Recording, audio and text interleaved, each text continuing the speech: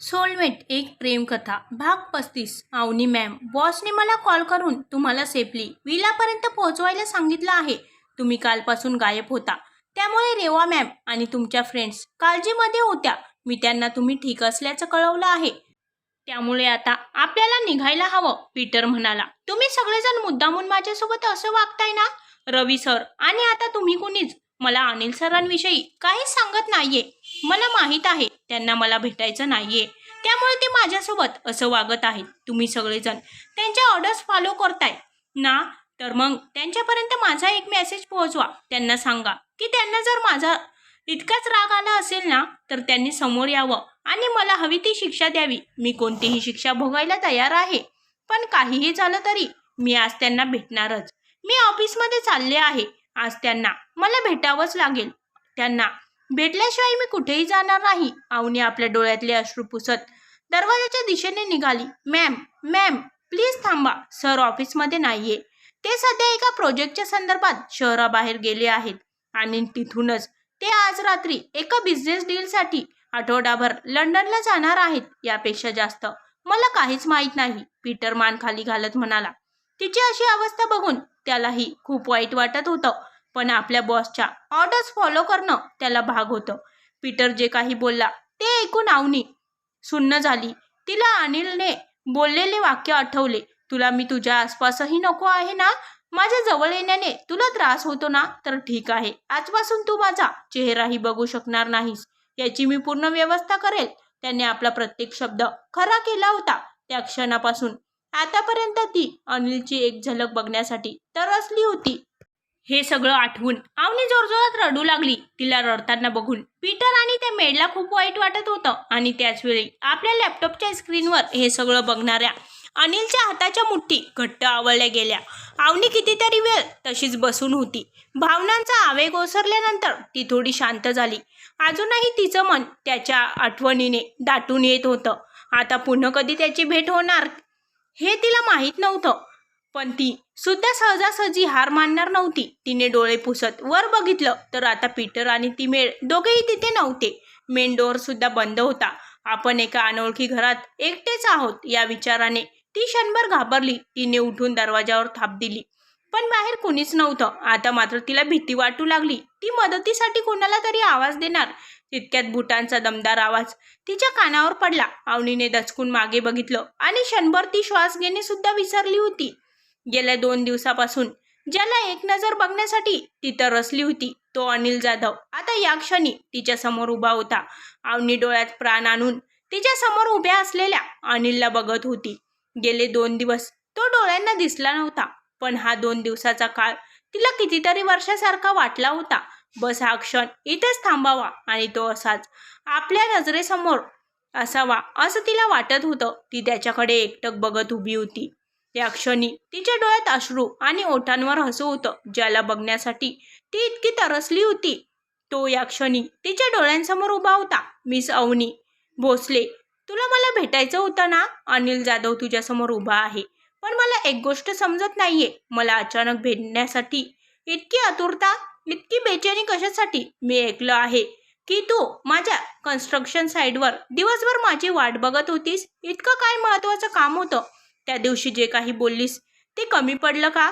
अजून काही बोलायचं बाकी आहे का? अनिल करारी शब्दात म्हणाला. त्याच्या शब्दातला राग अवनीला कळत होता, पण या क्षणी तिला कशाचंच वाईट वाटत नव्हतं.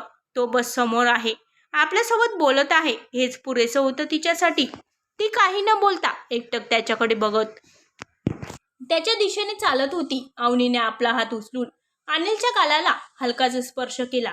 तो खरंच आला आहे, तिच्यासाठी आला आहे याची जाणीव होताच तिला जोरात रडू कोसळलं आणि दुसऱ्या क्षणी तिने स्वतःला त्याच्या भारदस्त मिठीत झोकून दिलं. अनिल स्तब्ध होऊन तिचा स्पर्श अनुभवत होता. तिने त्याच्या गालाला हात लावला तेव्हा त्याला समजलं की तो खरंच इथे आला आहे याची खात्री करून घेत आहे. तिला असं हतबल झालेलं बघून त्याला स्वतःचाच राग येत होता. तिच्या डोळ्यातून गळणारे अश्रू त्याचा शर्ट भिजवत होते. तिला असं रडताना बघून त्याच्या हृदयाला असंख्य वेदना होत होत्या, पण तिची क्षणाक्षणाला घट्ट होत जाणारी मिठी जाणवून त्याच्या हृदयातला एक कोपरा सुखावला होता. अवनी बराच वेळ अनिलला मिठी मारून रडत होती. भावनांचा आवेग ओसरला तशी ती हळूहळू भानावर आली. आपण इतका वेळ त्याच्या मिठीत होतो हे लक्षात येताच तिने दुसरीकडे नजर फिरवली. अनिल आपले दोन्ही हात पाठीमागे बांधून स्तब्ध उभा होता. तिला मिठीत घेण्यासाठी आतुर झालेल्या त्याच्या हाताला त्याने काबूत ठेवलं होतं, पण त्याने आपल्याला स्पर्श सुद्धा केला नाही. हे जाणून अवनीला खूप वाईट वाटत होतं. तुझं रडून झालं असेल तर तुला मला काय भेटायचं होतं ते सांगशील का? की आणखी काही आरोप लावायचे बाकी आहेत? आधीच तुझ्यामुळे माझी एक महत्वाची मीटिंग कॅन्सल झाली आहे, पण आता मला माझी फ्लाईट मिस करायची नाही. मला ऑलरेडी खूप काम आहेत, so I think I should leave now. Anil अवनीला स्वतःपासून दूर करत म्हणाला, नाही मला बोलायचं आहे प्लीज. अवनीने अनिलचा हात पकडून त्याला थांबवलं. तुला जे काही बोलायचं आहे ते लवकर बोल, माझ्याकडे जास्त वेळ नाहीये. अनिल आपला हात सोडवून घेत म्हणाला. तिच्या डोळ्यातलं पाणी आता त्याला सहन होत नव्हतं. एंगेजमेंट पार्टीमध्ये तुम्ही आणि सान्या पूर्ण वेळ सोबतच होता आणि त्यानंतर तुमच्या काकूने सुद्धा सांगितलं की मी तुमच्या लायक नाही आणि तुम्ही तुमच्या स्टेटसच्या मुलीसोबत लग्न कराल. रेवा सुद्धा मला बोलली होती की तुमच्या फॅमिलीने सान्याला तुमच्यासाठी पसंत केलं आहे. मला काहीच समजत नव्हतं. खूप राग येत होता. त्यानंतर तुम्ही भेटला. मला वाटलं तुम्ही जाणून बुजून माझ्यापासून सगळं लपवलं. मला तुम्हाला दुखवायचं नव्हतं, पण मी खूप हर्ट झाले होते. त्यामुळेच मी रागात तुम्हाला नको नको ते बोलले. मला माहीत आहे की अवनी आपला हुदका आवरत बोलण्याचा प्रयत्न करत होती. तुझं बोलून झालं की आणखी काही बाकी आहे? कुणीतरी तुला माझ्याबद्दल काहीतरी सांगितलं आणि तू त्याच्यावर विश्वास ठेवलास? एकदाही तुला मला विचारावंसं वाटलं नाही की खरं काय आहे? काय म्हणालीस तू की आम्ही श्रीमंत माणसं मुलींचा फायदा उचलून त्यांना सोडून देतो? माझ्याबद्दल असं काही बोलताना तू एकदाही विचार केलास की हे सगळं ऐकून मला कसं वाटलं असेल? मी प्रेम करू लागलो होतो तुझ्यावर. तुझ्यासोबत आयुष्य घालवण्याची स्वप्न बघत होतो. पण आता मला वाटत आहे की जे झालं ते ठीकच झालं. अनिल तिचे खांदे गच्च पकडून तिला हलवत आपल्या मनातला सगळा राग बाहेर काढत होता. अवनी काहीच न बोलता त्याच्यासमोर उभी राहून अश्रू गाळत होती. त्याने जोरात पकडल्यामुळे तिच्या हातांना दुखत होतं, पण तरीही ती वेदना सहन करत शांतपणे त्याच्याकडे बघत होती. तिच्या डोळ्यात त्याच्यासाठी असणारं प्रेम साफ झळकत होतं. तिचे डोळे तर त्याचे देखील पाणावले होते. आयुष्यात जे काही हवं ते सगळं मिळवणारा तो आज पहिल्यांदाच इतका हतबल फील करत होता. मन करत होतं बस एकदा तिने आपल्यावरचं प्रेम कबूल करावं. त्यानंतर तो कधीच तिला स्वतःपासून दूर जाऊ देणार नव्हता. तिच्या डोळ्यातून एकसारखे गळणारे अश्रू बघून त्याने तिच्या खांद्यावरची पकड सैल केली. आता या क्षणी तिला घट्ट मिठी मारावीशी वाटत होती. त्याचं हृदय तिच्या प्रेमासाठी तडफडत होतं, पण त्याने स्वतःला थांबवलं. कारण आता जोपर्यंत अवनी स्वतःहून प्रेमाची कबुली देणार नव्हती तोपर्यंत तो असं काहीच करणार नव्हता. तू माझ्यासोबत जे काही वागलीस, तुझ्या जागी जर दुसरी कोणी असतं तर माहीत नाही मी काय केलं असतं, पण तसंही यानंतर आपण पुन्हा कधीच भेटणार नाही. खाली पीटर उभा आहे, तो तुला घरी सोडून येईल. Good bye miss Avni. Anil एक एक पाऊल मागे टाकत दरवाजाच्या दिशेने चालू लागला. अनिल दरवाजा उघडून बाहेर जाणार त्याआधीच 2 हात त्याच्या पोटाभोवती गुंफले गेले आणि त्याच्या पाठीवर डोकं ठेवून अवनीने त्याला घट्ट मिठी मारली. त्या क्षणी दरवाजा उघडण्यासाठी समोर झालेले त्याचे हात मागे झाले आणि त्याच्या ओठांचे कोपरे रुंदावले. मला माहीत आहे मी तुम्हाला खूप दुखवलं आहे आणि तुम्ही मला कधीच माफ नाही करणार. तरी सुद्धा मला तुमची माफी मागायची आहे. तुम्हाला गमावण्याच्या भीतीने खूप घाबरले होते मी. तुमचं नाव दुसऱ्या कोणासोबत तरी जोडलं जातंय ही गोष्ट मला सहनच होत नव्हती. त्यामुळेच मी रागाच्या भरात तुम्हाला नको नको ते बोलून गेले. मला माहीत आहे तुम्हाला माझ्या चेहरा सुद्धा बघायचा नाहीये. तरी सुद्धा जाण्याआधी मला तुम्हाला काहीतरी सांगायचं आहे की माझा तुमच्यावर खूप. अवनी हुदके देत कसं तरी बोलण्याचा प्रयत्न करत होती. अनिलने एका झटक्यात अवनीचा हात पकडून तिला आपल्यासमोर उभं केलं आणि तिची हनवटी पकडून तिचा चेहरा वरती केला. तिच्या नजरेला नजर पडताच त्याचं हृदय जलद गतीने धावू लागलं. माझं तुमच्यावर काय?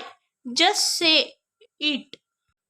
अनिल अधीर झाला होता तिच्या तोंडून ते 3 शब्द ऐकण्यासाठी जे त्यांच्या नात्याची परिभाषा बदलणार होते. अवनीने एकदा अनिलच्या डोळ्यात बघितलं त्याच्या डोळ्यात राग, बेचैनी, अस्वस्थता सगळं काही होतं. तिचं प्रेम तिच्या समोर होतं आणि आता ती माघार घेणार नव्हती. अवनीने हळूच आपलं डोकं त्याच्या छातीवर टेकवलं. त्याच्या हृदयाची वाढलेली धडधड तिला जाणवत होती. आपल्या हाताच्या मुठीत त्याचा शर्ट घट्ट पकडत तिने डोळे बंद केले. अनिल आपले श्वास रोखून अवनीच्या उत्तराची वाट बघत होता. मला माहित नाही की यानंतर परत हा क्षण माझ्या आयुष्यात येईल की नाही, पण तरीही मला तुम्हाला सांगायचं आहे. तुम्हाला पहिल्यांदा बघितलं होतं ना, तेव्हापासूनच तुमच्याबद्दल एक अनामिक ओढ वाटायची. पण आपल्या दोघांमध्ये असलेली तफावत जाणवून मी कायम तुमच्यापासून लांब राहिले. पण जसं जसं मी तुम्हाला जाणून घेऊ लागले तशी तुमच्याबद्दल वाटणारी ओढ कधी प्रेमात बदलली हे मला देखील कळलं नाही. मला माहित नाही की मी पुन्हा कधी हे सांगू शकेल की नाही, पण हो, मी तुमच्यावर प्रेम करते, खूप खूप प्रेम करते. अवनीने आपल्या प्रेमाची कबुली देत अनिल भोवतीची मिठी घट्ट केली. अनिलने समाधानाने डोळे मिटून अवनी भोवती स्वतःचे हात गुंफले. फायनली तो क्षण आला होता ज्याची त्याने इतक्या दिवसापासून वाट बघितली होती. तिने दिलेली प्रेमाची कबुली ऐकून त्याचं हृदय जोरजोरात धडधडू लागलं होतं. शरीरात अचानक एक आनंदाची लाट उसळल्यासारखी वाटत होती. काय बोललीस तू? पुन्हा एकदा बोल. मला ते 3 मॅजिक वर्ड्स पुन्हा एकदा तुझे तोंडून ऐकायचे आहेत. अनिल अवनीचा चेहरा वरती करत आतुरतेने म्हणाला.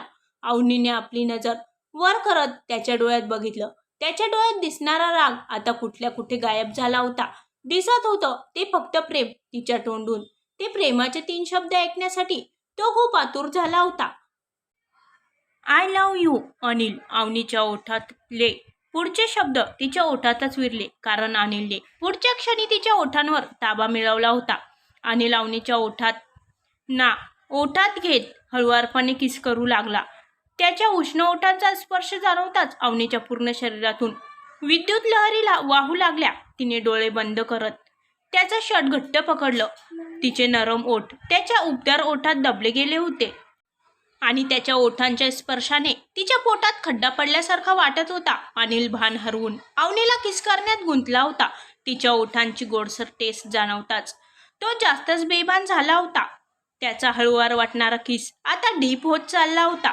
त्याच्या ओठांच्या स्पर्शाने अवनीला जणू आपल्याला उंच झोक्यावरून कुणीतरी खाली सोडून दिलं असावं अशी फिलिंग येत होती. तिच्या शरीराची थरथर जाणवताच अनिलने तिच्या पाठीवर हात ठेवून तिला आणखीनच जवळ ओढलं आणि पुन्हा तिला किस करायला सुरुवात केली. तो त्याचा पहिला किस होता, त्यामुळे एवढ्यात थांबणं अशक्यच होतं. आता मात्र अवनीचा श्वास अडकत होता, पण तरीही त्याचं मन भरत नव्हतं. अवनीला श्वास घ्यायला त्रास होऊ लागला. तसं तिने हलकेच त्याच्या छातीवर हात ठेवत दाब दिला. त्यालाही ते समजलं. तसं अनिलने हळूच त्याच्या ओठातून तिचे ओठ मुक्त केले. I love you sweetheart. Anil अवनीच्या कपाळावर किस करून त्याच्या वाढलेल्या श्वासांना कंट्रोल करत म्हणाला. दोघेही कितीतरी वेळ एकमेकांच्या डोक्याला डोकं टेकवून जोरजोरात श्वास घेत होते. अनिल अवनीच्या पाठीवर हात फिरवत तिला शांत करण्याचा प्रयत्न करत होता. पहिलाच वेळ असल्याने तिचे श्वास चांगलेच फुलले होते. त्याच्या नजरेस नजर मिळवताच अवनीने लाजून त्याच्या शर्टमध्ये स्वतःचं डोकं लपवलं. त्याच्यापासून लपण्यासाठी त्याच्याच मिठीत शिरली होती ती. अनिलने तिच्या या कृतीवर हसत तिच्या भोवतालची मिठी आणखीनच घट्ट केली. Avni, are you okay?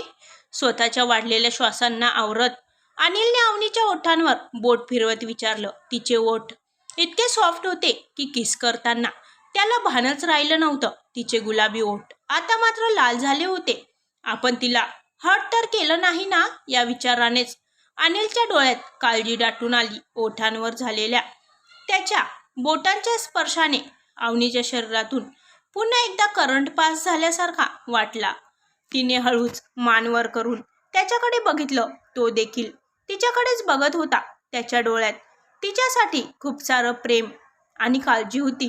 ते बघून ती मनोमन सुखावली होती. तिने लाजत हळूच नकारार्थी मान हलवली.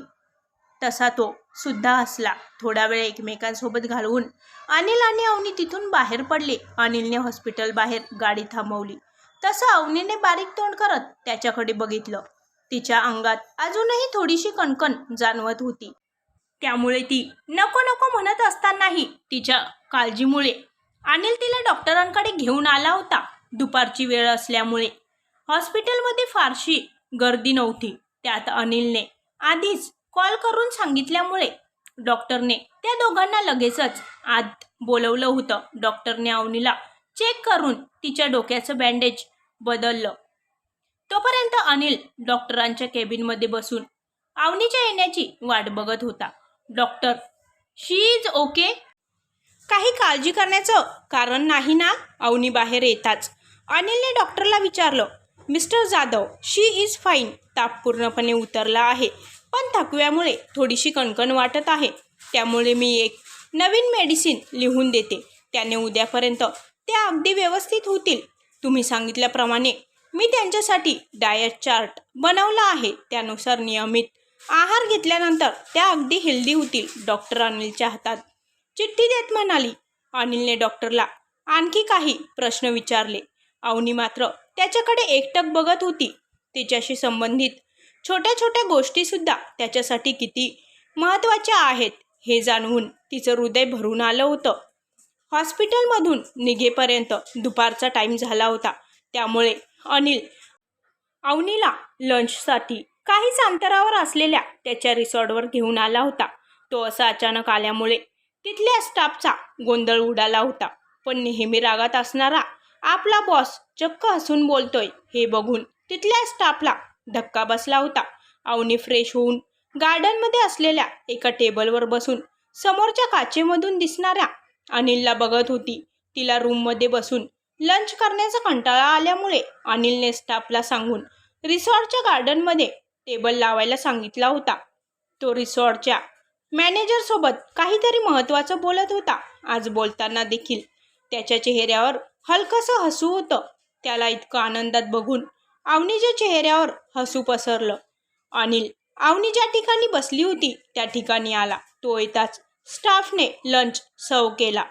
सगळं काही अवनीच्या आवडीचं होतं. कालपासून काहीच खाल्लेलं नसल्यामुळे तिला आता कडकडून भूक लागली होती. तिने जेवायला स्टार्ट केलं तसा अनिल तिच्याकडे बघत जेवू लागला. त्यांचं जेवण आटोपलं तसं अनिल आणि अवनी तिथून निघाले.